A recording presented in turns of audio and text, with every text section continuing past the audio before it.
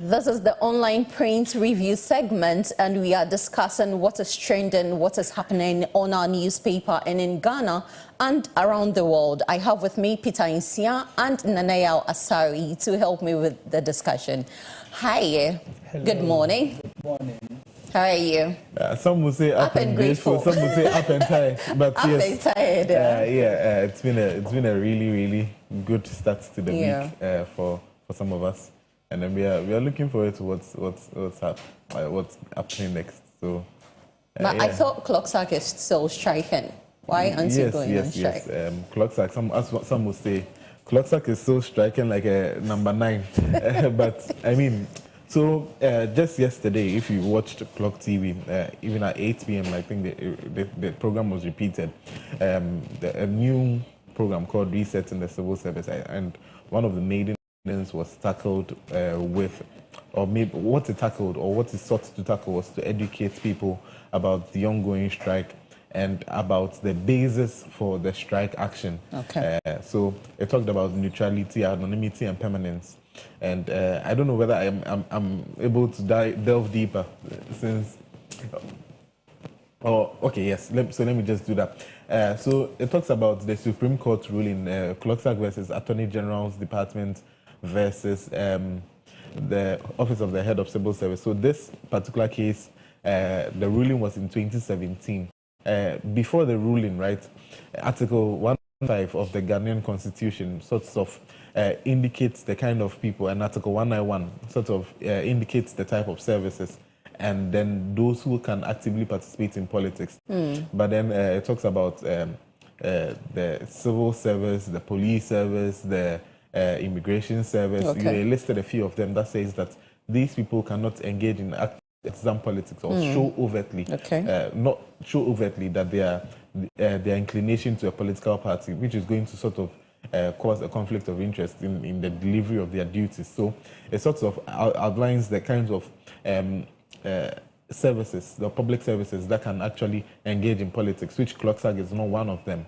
So they sought an interpretation for that particular verdict, and then when they sought for it, the ruling came out in June 2017, and it says that no one in the civil service should owe its sort of employment or promotion by political activities. Okay. So that was actually set out rightly. And also, when we go to page 17 of the ruling, the last paragraph, it goes to say that no civil service person or anyone who has overtly shown his political color is not supposed to be permitted to be in the civil service or to be appointed in the civil service. And we know the president's power to appoint sort of people at certain places in public services. Every public servant is appointed by the president, by so doing either directly or indirectly by delegating his power to someone else to appoint it. So even all the way from anyone in public services, from even the cleaner is appointed by the president, either directly or being delegated by someone. So now you have to find which particular places can the president appoint people who can engage in politics, and clearly the civil service is not one of them. Okay. So even with the appointment of such officers, the Act says that in accordance with the advice of the governing council of that particular institution, that particular public service institution. So this particular one, the president's appointment of that's the Birth and Death Registrar, Samobotri, should have been in accordance with the governance council of the civil service. But now we don't have a governance council of the civil service. So is it the state council or of the governance council of the public service institution concerned? Okay. So if it's the civil service, then the governance council of the civil service. If the education service, the governance council of the education service. Now, this wasn't done because I don't think the civil service has a governance council in place, a council of in place at the moment. Notwithstanding, the Act, the interpretation says that anyone who has overtly shown their alliance to a political party should not be allowed to take a civil service position. Now, when you look at the Registrar of Birth and Death, the Birth and Death Registry is a civil service institution, although it's been brought down, decentralized to local government levels. It's still a civil service. The registrar is a civil service position. So now, if you go and appoint someone who has overtly shown that he has affiliation to a political party, it's going to cause a conflict of interest. It's going to cause a lot of things. So that is why CLOGSAG are saying that they are on strike. These are the basis for the CLOGSAG strike. So that's RCS, right? Yes, Reset in the Civil Service. Reset in the Civil Service. And I think tomorrow there's also another edition, 10 a.m. in the morning, and then it's repeated at 8 p.m. in the evening. So it's quite an educative one. We had the likes of interesting personalities. JNO Ankra, former head of... we have a lawyer, right? Yes, we have Lawyer Ali Gomda, who coincidentally took he actually represented CLOGSAG at the Supreme Court for when Sophia Akuffo actually gave that particular judgment. And when CLOGSAG went to the Supreme Court, what CLOGSAG sought to achieve was to say that we don't know why we cannot participate in politics. So they actually went to say that we want to also be able to participate in politics if you go, and then up to the time that we stand for elections. And they were saying that when you go for elections, it doesn't necessarily mean that you've won it. Okay. And it says that you shouldn't. So what they were saying, the interpretation was that, or their base is that you can go and stand for the elections, but when you lose the primaries, you can come back.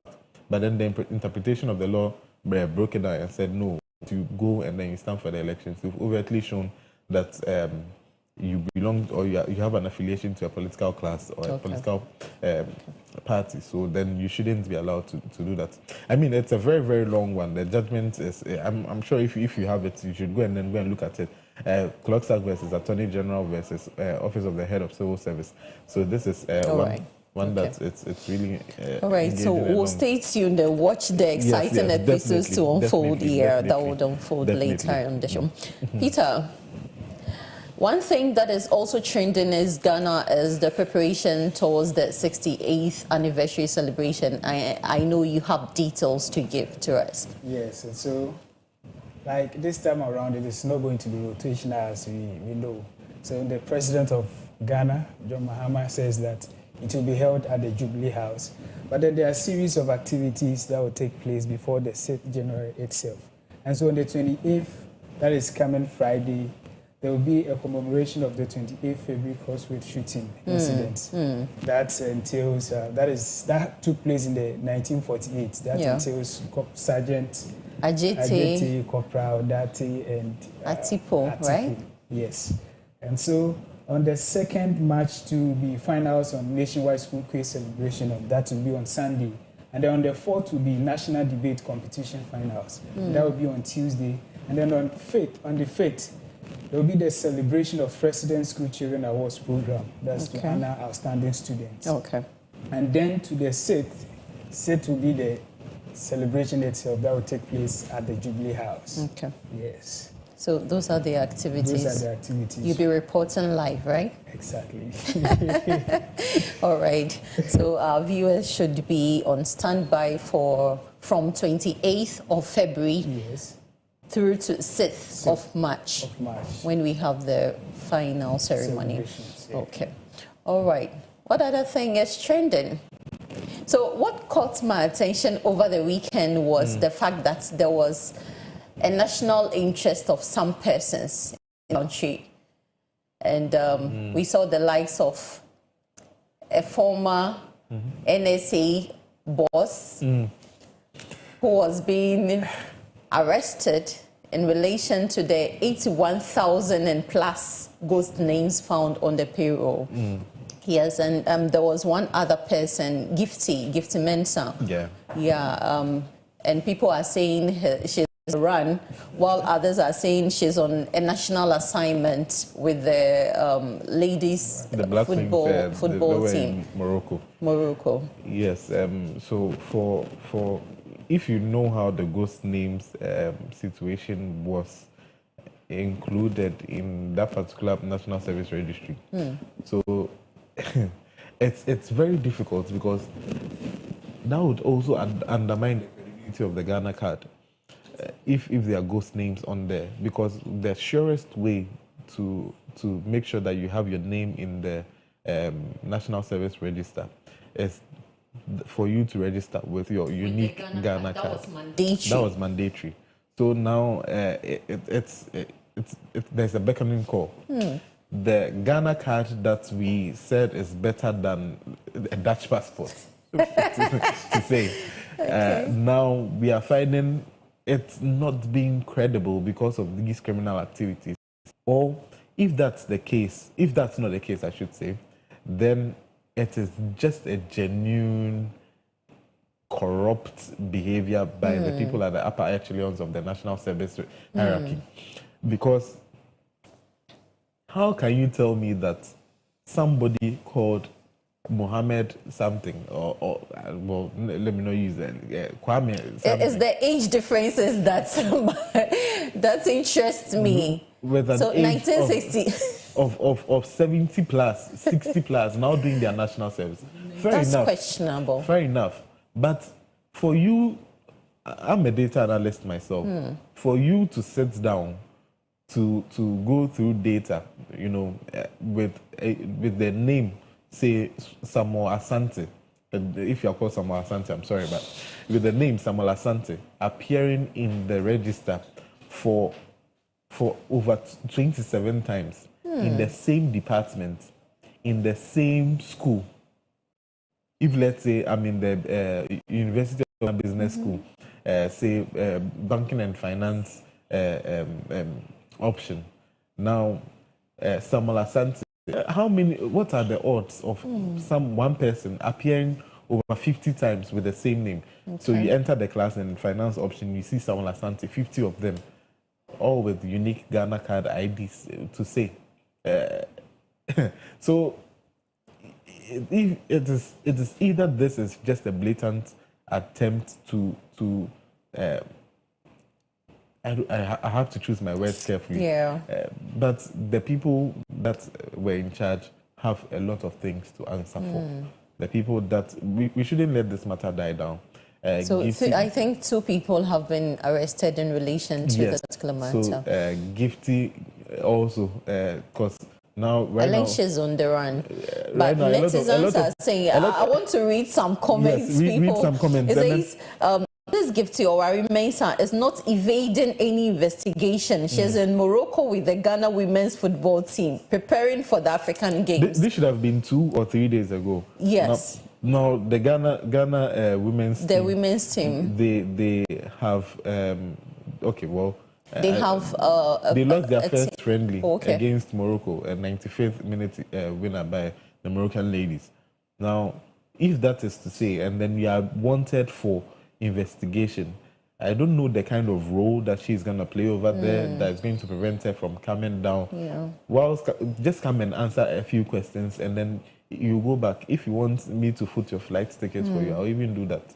But that is where we are as a nation. She has to come and then come and answer for it. And I don't know how the national systems work. When the BNI are after you, when special prosecutor is after you, and then you are also being given another national assignment. It means things are not happening. And if you are given a national assignment and you are wanted, you issue a public communique that, I'm on a national assignment. When I'm back, I'll come. We saw Kendo Foriata issue a communique via his lawyers. And now he's back in the country. So, he is? Yeah, he is. He's back in the country. Okay. Yesterday, we saw some images of him being in the country. Wow. So he's coming to answer for whatever charges were laid against him. And I think, let me not say that well, I'll not comment further on that particular one, but he has to answer for whatever reasons he was deemed a fugitive. Yeah. Now he's back.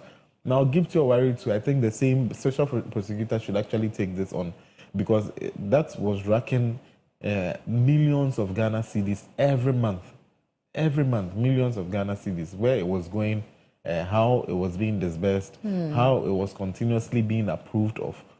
You can imagine the of months, the number of years this thing has been happening, Yes, and the amount accrued. Yeah.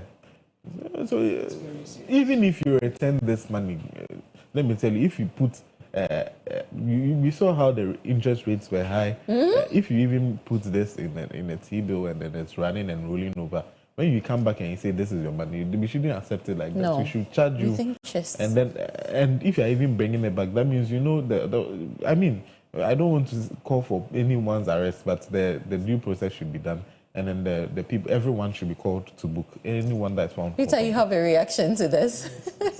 Yeah, with this case, I think the woman left before this national assignment issue. She left the country before. Ken Ofori-Atta too, same. They say. Yes. So we have to hold them responsible, whether they like it or not. They have to come and answer questions. Yeah.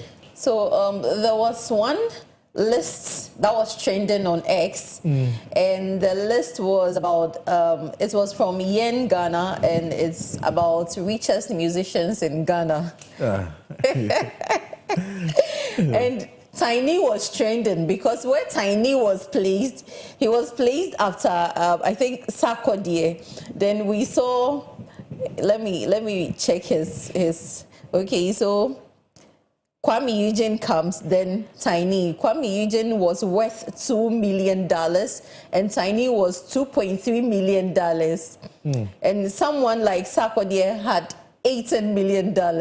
And this generated a lot of conversations. People were saying they know Tiny. Tiny is somewhere in Accra buying kinky and all that. So how credible is this statistics and information about wealth accruement? So that's what's happening on X. Actually, people are trending for the wealth they've accrued for themselves over the days and the years, but it looks like some people are not supposed to be on the list. No, but when you look at the amount of money that they are putting there as the people that are maybe at the up, well, the richest musicians in Ghana, when you look and then you compare that to even our Nigerian contemporaries, you realize that this is just peanuts. Yeah. So Ghana music, we have a long way to go. Hey, I was thinking Sarkodie would be worth more than that. Sarkodie is $18 million.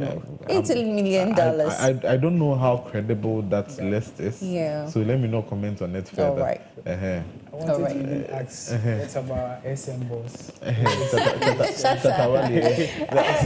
Unfortunately or fortunately, I didn't see his name here. Maybe he has not declared all his assets. Hey, he's here. He's $11 million.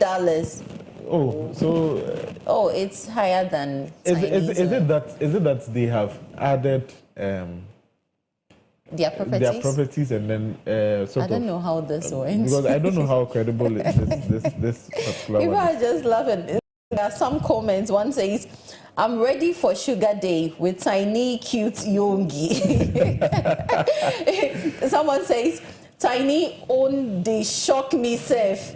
Person way they. No, I mean, but some of these people, you know, Tiny is like, let me not someone that in terms of music we can classify as old money. Yeah. So he Alice Kankpe. Yeah, those old times so music. you can actually say that if he made good financial decisions and then he made some good investments, I'm not sure he should be far-fetched from. Maybe he could but be the even more latter than. part of this particular the comment $2 is million. what intrigues me. It says, person way they gamashi they chop kinky 10 Ghana cedis with fish 10 Ghana cedis. It's the lifestyle. It's the lifestyle. It's a choice, Can't be forever. So it's a lifestyle. So all right. But the So issue is also that during their time they were not making as much money as this. even now, it depends. It's it depends. better now, because I when think. you see those times, right, we had these bands on that was built. So if your music was viral, that means you were making money out of it. The likes of Daddy Lumba, the likes of you remember whenever the adverts are being now, despite stores, Oprah Square. So you realize that if they were actually making sales of these things, then they were actually making money. Then not all the time. You listen to music on Spotify, and the returns are being distributed between the Spotify and then but this time around the proceeds were going Directly to Daddy Lumba, Amachi Dede. Imagine how some of them, at a point of time in Ghana's history, had to loan the government money. So hey, that's true. you have facts That's back true. then. In 1983, we realized Azuma Nelson, a sports and entertainer, he loaned the government money when there was famine in Ghana. So there are quite a lot of these things that happen. So so it's not far fetched. We shouldn't out of proportion. Tiny can be even richer than that. All right, let's move to our online stories. And this particular one is on the National Dialogue from Lamisi Akanvariba. She is the Minister Designate for Public Sector Reforms. And the story says that the current system needs to be reviewed immediately to ensure efficiency, meritocracy, and transparency in hiring practices across institutions, according to Lamisi Akanvariba, Minister Designate for Public Sector Reforms. In her speech to Parliament Appointment Committee yesterday, Akanvariba outlined her vision for improving public sector operations, stating that her main priorities would be capacity building, institutional strengthening, and utilizing technology to fight corruption and boost productivity in government agencies. The nominee emphasized the urgent need for a thorough overhaul of the hiring process, ensuring that recruitment into public institutions is grounded in fairness, transparency, and merit. She underscored the critical role of the public sector in driving national development, highlighting how inefficient recruitment processes can have far-reaching consequences on service delivery and governance. So, Nanaya, this is what we were talking about, how transparent recruitment into the public sector. And the minister designate has hit the nail right on the head. Okay. We realized that getting to the end of MPP's tenure, some people said after the December 7 elections, we saw the issuance of how do you call it? Appointment letters. Appointment letters. What a timing that was. You wait till you're leaving office and then you appoint people to fill in sensitive places of the like Bank of Ghana. We saw some appointment letters. Exim Bank, some appointments were also done over there. Quite a lot of places, the appointments were done over there. But then, if we had a thorough system in place to make sure that this person is put there based on merit, if the ordinary Ghanaian believes that when I take my CV to the Bank of Ghana and say that I want to get into this particular, I'm vying for this job, and you know very well that the person is qualified, person has banking experience and all that, you know very well that if you don't know anyone over there, it won't go anywhere. Exactly. So there needs to be there's a need for reforms when it comes to this particular one. So she's hit the nail right on the head, and there's no better way to start or to make a statement than taking this civil service Clocks Act versus the registrar of birth and death issue. So now the registrar of birth and death, this particular appointment sort of brought it set eyes to the table when it came to this particular one sometime back in and around 2017, 2018 when the former registrar was appointed. And Clocks Act had a strong stance on it, and the issue was taken to court. So now I think they are preventing it from even escalating further to any form, because the registrar of birth and death is a civil service sort of position when you look at the hierarchical structure and where it is, a civil service position. So if the act is saying that no one should owe his appointments due to political activities, and anyone who has overtly shown, and Clocks Act stance is not against the president's power to appoint. That's what the statement said. Yes, but it is a stance against the appointment of a politically exposed person. Okay. So there's no, when we're talking about reforms and the national dialogue needed to be had. Civil service organizations need to be included. Associations and unions need to be included in that particular dialogue, so that the interests of workers and Ghanaians can be protected. You know, during the discussion on the resetting of the civil service, one of the panelists also mentioned the fact that there should be a climb to that hierarchy where you have so many people vying for the position. They will present their CVs and they'll be interviewed for that particular position, the registrar position. Yes, so when it comes to promotions and appointments in the civil service, there are hierarchical structures in place where someone is an assistant director, two maybe when you start with a degree, 2B, 2A, and then they have like a hierarchical structure so that your promotions by virtue of now. I think now there's even this particular one that you cannot be a director without being at least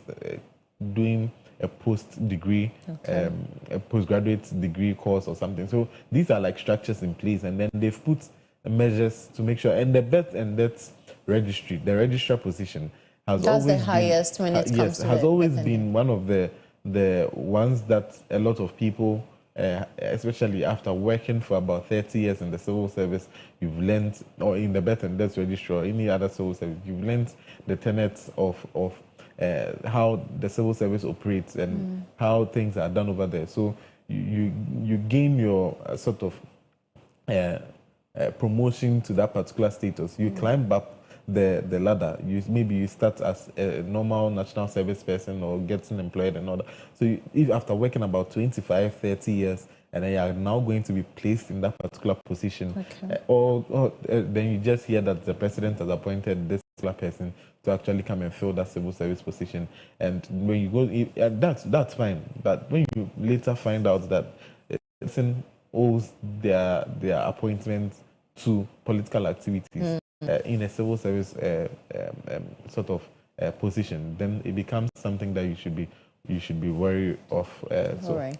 But Peter, some people are also arguing that without a politically affiliated person in that position, some projects would be stalled. They can't push because if we are in Ghana, if you are not a politician, you wouldn't know the highest person who can push your project. So that's why they are putting such people, and therefore they are shutting clocks up that they should keep quiet, and therefore they should let the person work as a politician. Do we need politicians to push our projects for us? For me, I don't think we need politicians to push our project for us. Like he rightly said, once you have any political, affiliated person in this public sector, it is going to affect. There's going to be a conflict of interest. And then I believe that when it comes to the public sector, what we are looking for is effectiveness, accountability, and efficiency. Exactly. And so appointments should be given based on merit, one who deserves it. But they said he is qualified for the position. So not Peter, if I may. Not only that, but let's look at this from another point of view, right? We are looking at conflict of interest here. We are looking at having. No, let Peter have his bite. I'm sure you have a lot to talk about. When you finish, you come in with your submission. Referring it to what is happening right here, like on CLOGSAG strike. We don't know the qualifications of this man, Mr. Adombotri. Okay. The government didn't come out to say, he has served from here to here, he's this, that. We know for his educational background, we know that he's fine, he's qualified. But when it comes to the service itself, I know that before you can go through, get a position in the civil service, there's an exam you're supposed to write. Now. Yes, no. There's an exam you're supposed to write. So a lot actually goes into it. And so you can't just, like CLOGSAG, they are not against the president's appointment. But their issue is that he is politically, affiliated to, you understand. And so I believe that going forward, like the minister designate said, there should be a national dialogue, because this has been an issue we've been fighting. Currently, at first, it's about who you know, but now it is about who knows you. Yes. So you might know. How does that vary? Yes. What's so the I'm talking difference? about who you know. So once you know somebody in power, you can actually get access to some positions without going through the necessary processes. But right now, you might know the person, but the person does not know you. So if the person if they are knows you, politically exposed, they know the people who appointed them and the people who can push their projects. You are back with your submission. The question was on do we need politicians to push the projects of yes? So at the topmost hierarchy of every civil service institution, we have the ministers. Some of them head. So if you're a minister of finance, you're a minister of roads and highways, you're a minister of labor, and you don't at the chief director level, or there are certain projects that are supposed to be pushed, and you want to stifle it because your own person is not the one heading that particular civil service hierarchy. Then it's against your own performance. Okay. That aside, and civil service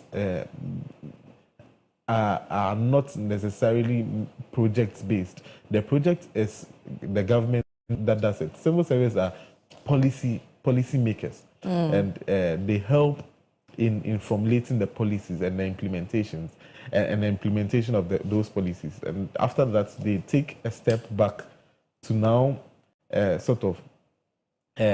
the politicians take the, if I may call, shine. That is where the anonymity comes in. So the role of the civil service, the role of the registrar, does not need any politician or any pushing by a politician.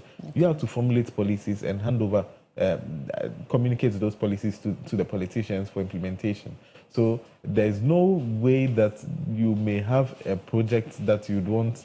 You need a politician to push it. All right. It's not in the tenets of your code of conduct. Okay. It's not in the tenets of your function. All right. Okay. So there's a comment here. It says, "Up and grateful. Great to have you, Nana, back on the show." That is to you. This is from Michael Amweni. We move to the next story. And this from the Lands and Natural Resources Minister. He's saying, "We are not going to spare anybody who mines and forest reserves water bodies." Let me read the story quickly. In a renewed effort to combat illegal mining, the Minister for Lands and Natural Resources has issued a strong warning to individuals and groups attempting to mine and water bodies and forest reserves. Mr. Emmanuel Ama Kofi Buea has announced a decisive stance against illegal mining, stating that no one will be exempted, regardless of their political ties, if they choose to operate in these prohibited areas. So that was the Minister for Lands and Natural Resources yesterday, and we witnessed some machinery seized. Yeah, he had a statement. I don't know whether we have our producer, please, if the statement from the Minister for Lands and Natural Resources is available, please, you can project it first. All right. Peter. So when it comes to the issue of Galamsey, the issue of Galamsey is very serious. That, under the previous administration, that is President Akufo-Addo, a lot transpired in a way to curb the menace. As we had Operation Vanguard, we had a whole lot trying to put down the activities of Galamsey. This Galamsey issue has really cost us a lot. So this morning I was reading, Kumasi was known as the Garden City.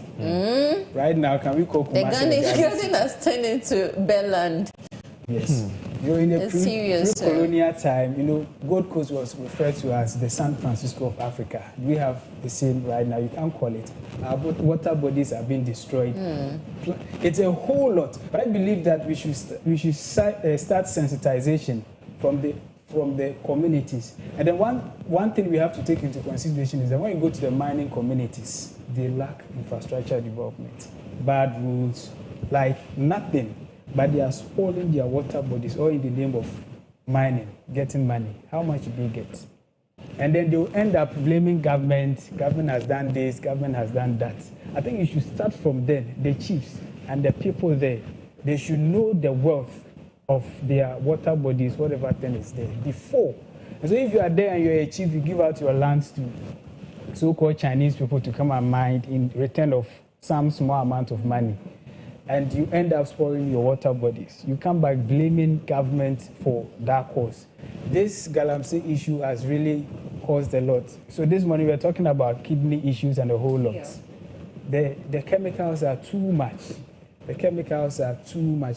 So I think that what the Minister for Lands and Natural Resources, it shouldn't be just a mere talk.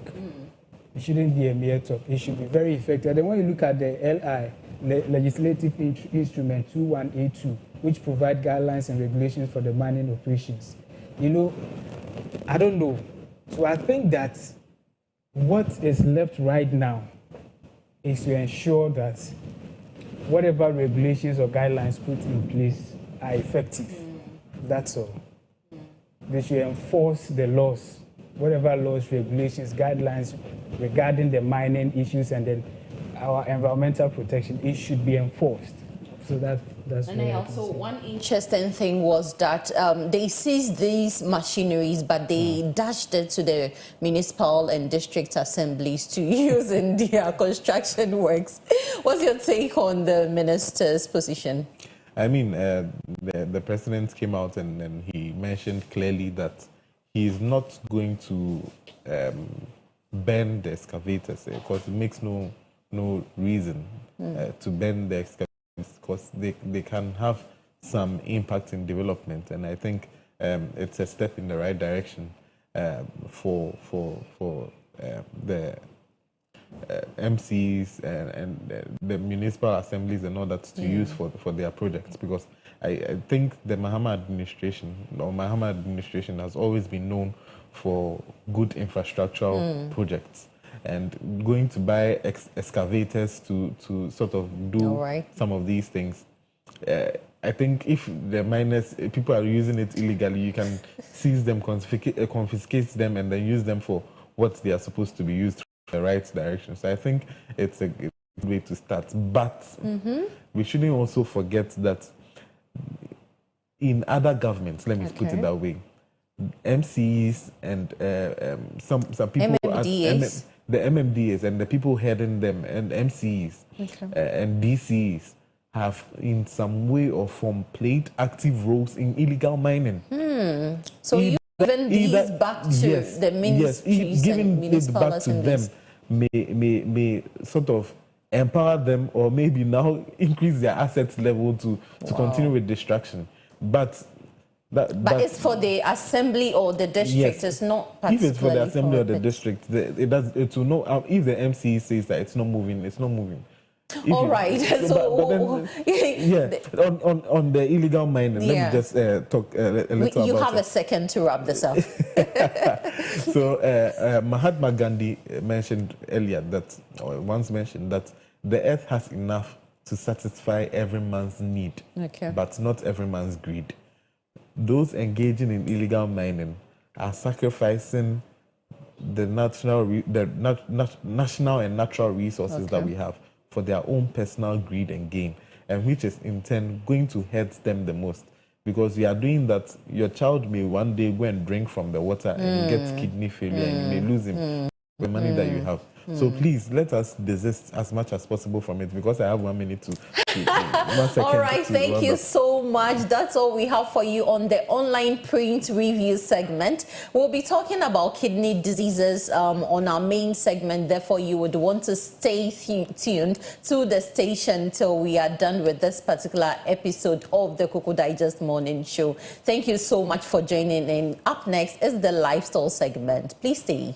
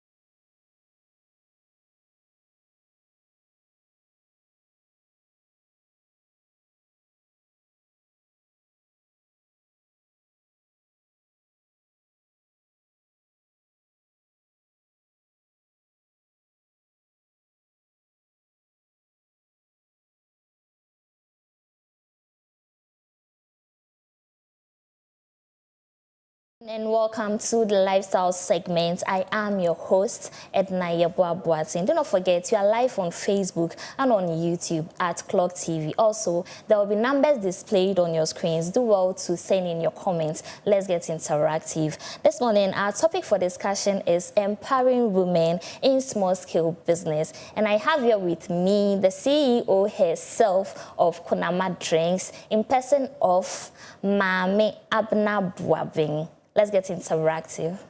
Good morning. Good morning. How are you doing? I'm fine, and you? I'm doing so well. You look so beautiful. Thank you. You too. That's fine. So you are the CEO of Kunama Drinks. How did it all start? So I think this journey started somewhere 2 years ago. Okay. So somewhere 2020. Yeah, somewhere. Please, viewers, forgive me. I woke up with sore throat. Oh, don't worry. Somewhere 2020. Okay. 2020, yes, I remember.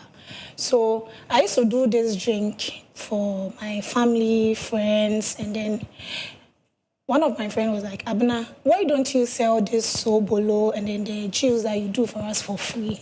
It's like, sell, because selling it comes with a whole lot of cost. Yeah. You know, we have to get a lot of capital to start a whole business. Yeah. Do you get it? So I tried selling from the house to these small kids, and then I saw that, if I, invest more in the business, I will get more profit. So why don't I do something with what I'm doing now, and then even if I'm not getting anything, I'll also employ someone to reduce unemployment rate in Ghana. Exactly. Yes. So that's all. fine. Yeah. So when you started, will you call it passion for the work, or you just wanted to do something to keep you busy? Oh no, not to keep me busy. Okay. I think I'm a person that I love cooking. I don't know why. Okay. I love cooking, but I didn't even do home econs during SHS. I think when I go back, I will definitely, yes. You think about it. Exactly. So that, as I said, I was doing this for my father. I remember when my father travels and come back, I'll let him buy pineapple, atadwe, that kind of thing. Then I'll buy bottles, then put inside the fridge. So I love what I'm doing. It's not because of the money or the profit that I make, but then from my own heart, to also help people to heal from their sickness, and then, because really? It has a lot of benefits. So which other natural juices do you make? So there's normal Sobolo that we know, mango juice, pineapple, pineapple ginger, atadwe, yes. So Asana. Oh, nice. Yes. I really love that drink. That's fine. So when you started at first, how was the journey? Were you financially stable and all that? No, I wasn't. Tell me. Because I remember I was surfing on the internet, and then I saw people saying I started my business with 100 cedis. So who gave you your first capital? My first capital? Yeah. It was from my own pockets. Susu? Yes. Or loan? No, Susu. Are you sure? Yes. Because some people have been saying we started business with 1 cedi, 2 cedis. No. So it's a big lie. How much was it? I think I started with like 200 cedis. At that time, Sobolo wasn't expensive. Yes. I think the only thing that's expensive is the ginger and then the natural spices. Oh, okay. But then Sobolo itself is not expensive up till now. So I started with 200 cedis. And then by the time that I realized, I've already even spent the profits I out of the 200 minutes. I'm telling you, I've spent the profits, and then even the As in, did you invest it in the same business or? Exactly. Oh, okay. Exactly. And then sometimes, if you don't have money to buy food, you will take your money because it's my own business. True. It's my own business. So I don't understand why people said they started with 100 cedis. So I want them to tell me how they started with 100 cedis and Please they were able to your camera and tell them. able to save up to now to able to buy cars and then houses. We'll get there, but then you don't start a business with 100 cedis and then all of a sudden you make profit, you're able to save. That means you have somebody sponsoring the business for you. But there are different types of businesses, and as a woman, you decided to go in for natural juices and stuff. Some people may venture into wig making and all that. So maybe it is yours that the capital wasn't too much for you to get enough. How long have you been doing this? For 3 years. For 3 years. Yes. But I guess right now you've saved a lot. No. Are you serious? Yes. Why? Because the money still goes into the business. Or you don't really get a lot of people to purchase your products. I have customers that they buy on the normal with the bottle and then setups that I do. But then also you do setup for events. Yes, please, I do. So let's say I get an event. Yeah. I think my first setup, I didn't have calabash. But then I went in for that contract. So how did you get it? Exactly my point. What am I going to get the money to as of that time, can I have not even saved up to 500 cedis? Oh. And imagine a big calabash, how expensive it is. So let's say maybe a calabash is 150 cedis. Are you trying to tell me that the 100 cedis that, or the 200 cedis that I started selling with it is what I'm going to? No. So to get something from what you're telling me right now, should a small business owner be able to embrace not making profits? The person should understand that this work that I'm doing, it will get to a time that I will be getting enough. So for now, even if I make some losses, it's perfectly fine. It's normal. Yes. Do you agree with Yes, it? I do. Because if you have, okay, so for instance, it got to a point, I got financial support from my friends We and are now family. talking because all this while you were talking about I got 500 Oh, CDs, yes. I did that, but you're telling me that you got So money I can from sit here and friends. tell you that I didn't get any financial support, but I started with 200 cedis and I am where I am now. Anyway, you're right. Do you get what I'm Yeah. trying to say? But then what I'm trying to tell you guys is that, oh, I have someone or I have family and friends that support me. Do you get it? Because there are times that maybe you are going for a setup. You don't have, the tip that you have is small. Maybe the equipment that you have is small. So you have to Do you hire put some sort of flavor in your sobolo because I can perceive it. the normal And natural it's kind of spices. distracting me right now. I can't wait to taste it. Yes, I will serve you, don't worry. So, as I was saying, if you have somebody support, fine. But then if you don't have anyone, you should know that the business that you are doing, you will still invest the profit back into the business. True. So you are not going to make, you are not seeing, you wouldn't see the profit now. Do you get what I'm trying to say? You wouldn't see the profit now. You will see it maybe like 4 or 5 years later. Because let's say I'm selling wigs, aside the sobolo that I do, and then I don't have a supplier from Vietnam or China. I just started with going to pack here and come and do it. How much will I make out of it? Because you can clearly see that, oh, maybe the pack here is like 1,000 cedis. It's going back into the business. True. How much are you going to save? So let's take, for instance, you've gotten a gig for events. Mm-hmm. What's your charge for 100 people? So it depends. Okay. It depends. For 100 people, some clients will tell you that, oh, they want like 5 snacks, 5 drinks. You get it. On my normal menu, for 50 people, I'll give you 2 snacks, local snacks, any local snacks. Then 2 finger foods, and then 2 drinks for 2,500. That is for 50 people. So for 100 people, I'll give you like 4. Okay. Yes, but then you will get a client that wants to pay more. True. I'm here to serve you. So the more you want, like the snacks, the juice, the sobolo, it comes with another cost. So in as much as you do take, do you face some challenges before and after an event? So let's Yes. talk about the before. Yes. So I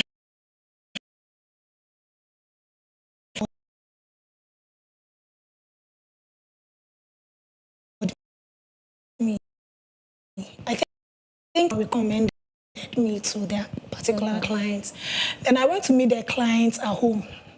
Luckily for me, we live in the same area. So when I went to the person's place, I was like, oh, I also live at Spring. So, oh, okay. Then the job will be simple. Because your clients live in the same area with you. Yeah. I went to visit this particular. Wow, I like your body. I like what I'm seeing. The person wants to sleep with me before gives me the job. The person was sexualizing you in the first. But then it's not supposed to be like that. Exactly. You came for work. Thank you.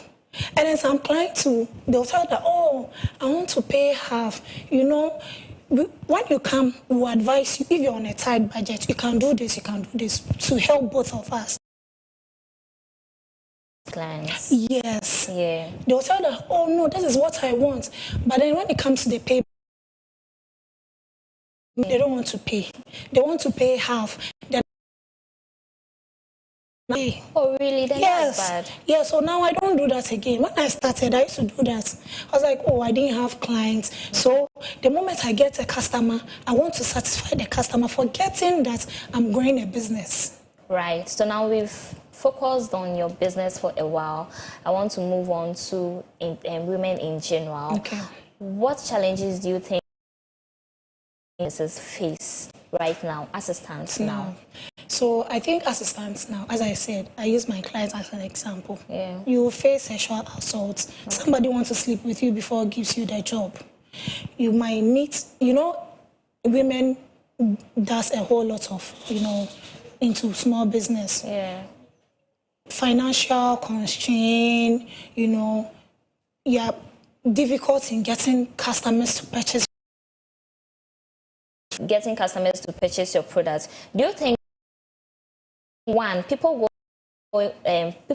venture into businesses without knowing, thinking that, whatever I sell, I will get people to buy? Oh yes, we have people like that. They go into business that they don't know them. Because I've seen Abna selling Sobolo, and she's making it. She's my friend, so I want to sell Sobolo. Meanwhile, you've not studied how I started, how I was able to Sobolo. I can take you to my office and sell. Probably you can't do that. Yes, maybe at one place waiting for the customer to come to you. You have to go and look for the customers. Do you get what I'm trying to say? I get you. You have to use the social media. It's at your hand, your phones. Promote your business over there. Take good pictures. Good. Advertise. Good. But then they don't know how to do all this. Some people don't know how to do all these things. I think there's a lady that I admire a lot, and then that is gone. If I mention a brand, you would. When I listened to her story, she said she started selling her hair. She sells hair. Okay. She started selling support her. When she started selling hair, she was thinking friends will support her. I think the only support she got was family members. That one, because she used to beg them. That is perfectly fine because, sometimes even we, the friends, will encourage you, we go and pay another person to do it. Exactly. And even if we patronize you, we don't pay fully. You think, you are my comes, friend. Thank you. So I think it's even safe for your friend not to patronize you. Yes, only sometimes if it's the person safe. wants to genuinely support your business. Yes. So, as I was saying, the lady used to dash the hair for free. Hair for free. When she started the business, just because she wants customers. She wants people to know her At least if I give it to you today, tomorrow you come and buy from me. Exactly. But then it doesn't work like that. When will you? So imagine how many years did she do to get customers to buy? Because I know when I come, you give it for free. So why should I?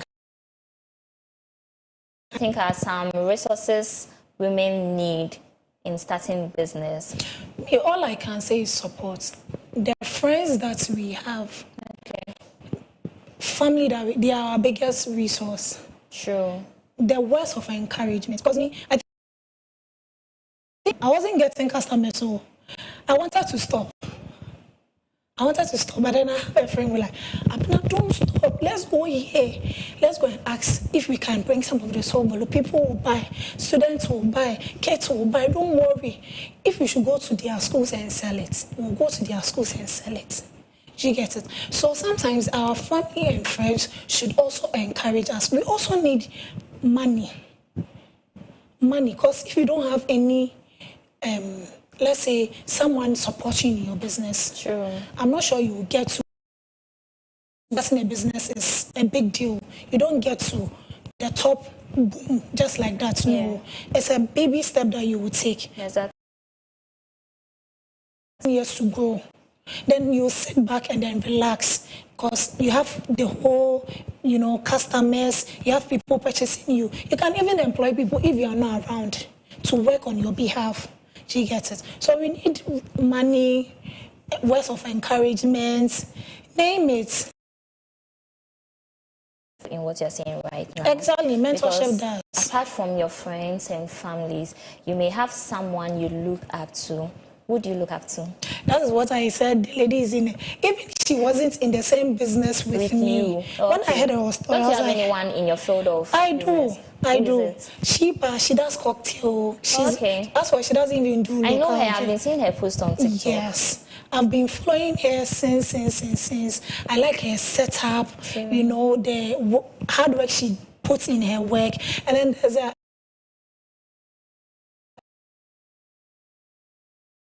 a guy that is into that business, a guy that's a local bar. If you see the way they do their setup, they don't joke with it. That's inspiring. Yes. At a point in time, did you think of stopping your business? Yes, because How often? I wasn't getting customers. I'm doing the Sobolo well. I'm doing what I'm supposed to do. People were giving you nice reviews about Yes. it. So what was the reason? So I was just at home thinking people will come and buy it from me. Oh. They'll come and knock, Koko, please, I'm buying Sobolo. You weren't doing no social media. Nothing. Nothing, no advertising. Yeah, so I think one day when I was in school, and then a friend of mine was like, Abna, bring the Sobolo to school, we'll buy. I remember in class, one lady used to sell sobolo with plantain. One came selling pusiani meko, egg and peppers. I was like, me, I'm shy. You, how will I come and Exactly, sell? which I was shy. Looking at it. Yes, I think one of our major problems is the shyness. True. Yes, I was very shy. I was thinking that, hey, fine girl like me, why should I sell Sobolo on campus? Get what I'm trying to say. But then I started selling it. Even my lecturers, they'll call me, oh, Abna, when you are coming, please, I want this. So bring it. So I used to take orders before I take it to school. When it got to a point in time, I was like, first I'll take it to campus and go and sell. So I think that is where I got the courage and then the confidence to do more. Then I think someone helped me, social media, Instagram, TikTok. And then I don't have more content to post on my page. I was like, we start from somewhere and we get somewhere. All these big business I've seen, they started from somewhere. True. So I have to start from. Then I'll get to the point that I want to get. So I think all these things